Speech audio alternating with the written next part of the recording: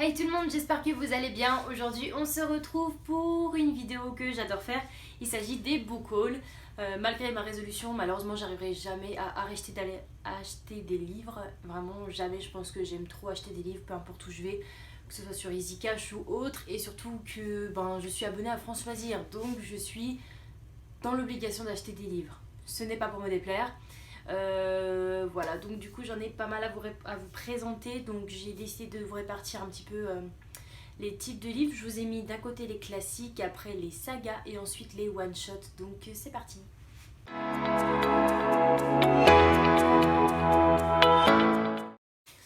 Ok, du coup on commence par les classiques. Par classique j'entends vraiment des livres qui sont super connus, que la moitié des personnes que je connais ont lu, mais pas moi. Donc voilà. Donc le premier, je suis tombée à EasyCash sur 10 petits nègres d'Agatha Raisin.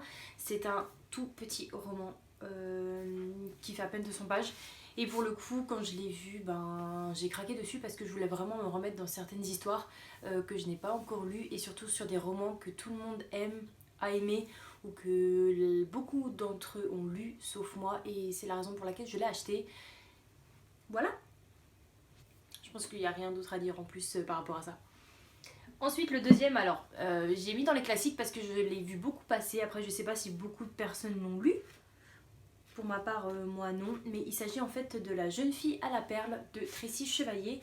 Donc, c'est les éditions Pocket chez France Loisirs, que j'aime beaucoup parce que je trouve que la couverture est magnifique.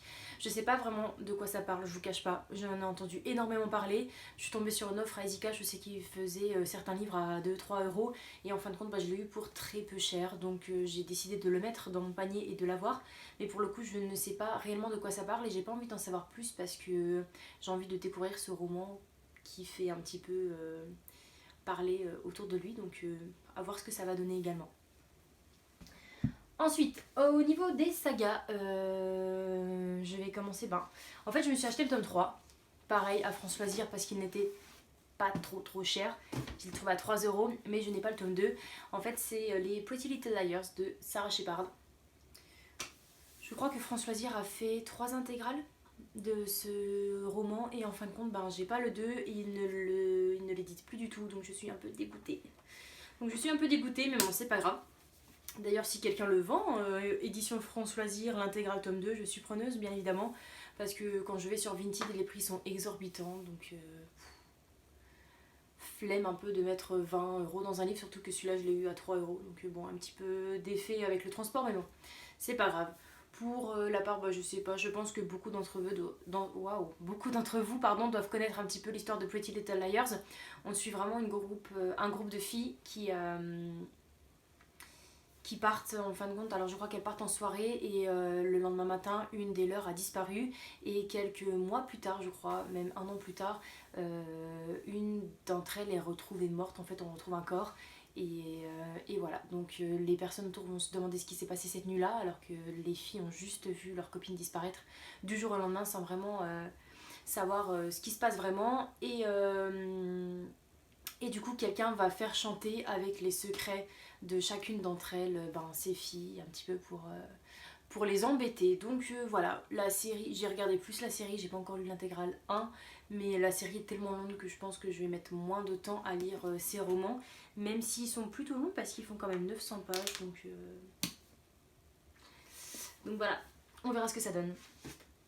Ensuite, alors, ce roman, je l'avais fait gagner dans un de mes concours. Et en fin de compte, j'avais fait gagner Alors j'avais le choix entre 2 livres. La fille m'a dit bon je veux tel livre. En fin de compte, j'étais tête en l'air et je lui ai acheté l'autre. En fin de compte, je lui avais acheté Killing November. Mais elle m'a dit mais j'avais pas demandé celui-là. Donc en fait, elle me l'a renvoyé gentiment et je lui ai racheté l'autre. Et pour le coup, il est en anglais. Voilà, Killing November, c'est un roman qu'on entend énormément passer en ce moment, qu'on voit beaucoup en photo sur Instagram ou même dans les avis YouTube. Et je me suis dit s'il était en français, j'aurais mis un week-end à le lire. Là, il est en anglais, donc je me suis dit bon, on va attendre. Mais quoi qu'il arrive, le roman est vraiment beau. C'est du hardback en plus, c'est en anglais, donc ça me fera un petit peu réfléchir et ça me donnera un petit peu des cours. Et pour le coup, je crois que dans ce roman, on va suivre une fille qui rentre dans un lycée. Mais ce n'est pas un lycée comme les autres, étant donné que c'est un lycée où on apprend à se battre, où on apprend du coup à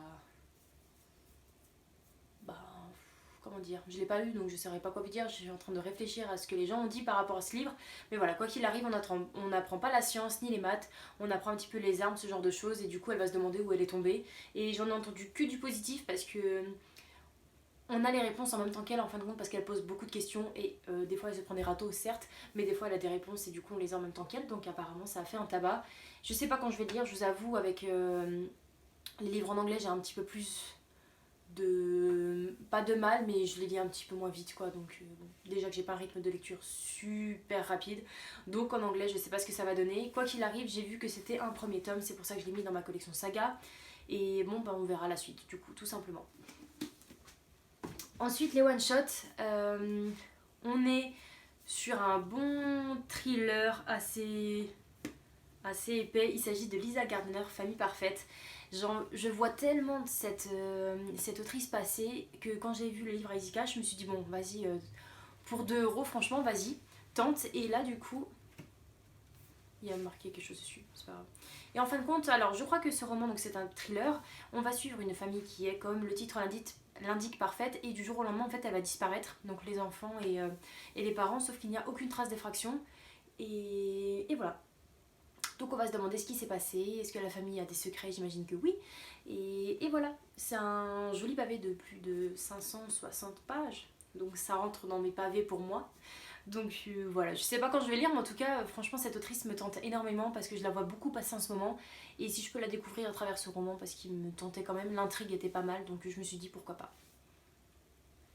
Alors, ça c'est un roman, quand j'ai commencé un petit peu à me remettre dans la lecture au lycée, j'étais tombée sur ce roman sur plusieurs chaînes YouTube et en fin de compte je ne l'ai jamais trouvé là où j'allais. Et je suis tombée dessus également sur Easy Cash. Il s'agit de Eleanor de Holly Black aux éditions Bayard Jeunesse. C'est vraiment... Bon, la couverture fait flipper et je me rappelais plus de quoi ça parlait, mais je l'ai pris parce que j'étais obligée de le prendre, bien évidemment. Et en fin de compte, on va suivre 3 jeunes enfants qui vont jouer avec une poupée. En fin de compte, la poupée est un peu possédée, ce genre de choses. Et en fin de compte, je me demande pourquoi c'est dans Bayard Jeunesse en vous expliquant ça comme ça, mais moi quand j'ai relu, je me suis dit mais c'est pas vraiment jeunesse, bon bref.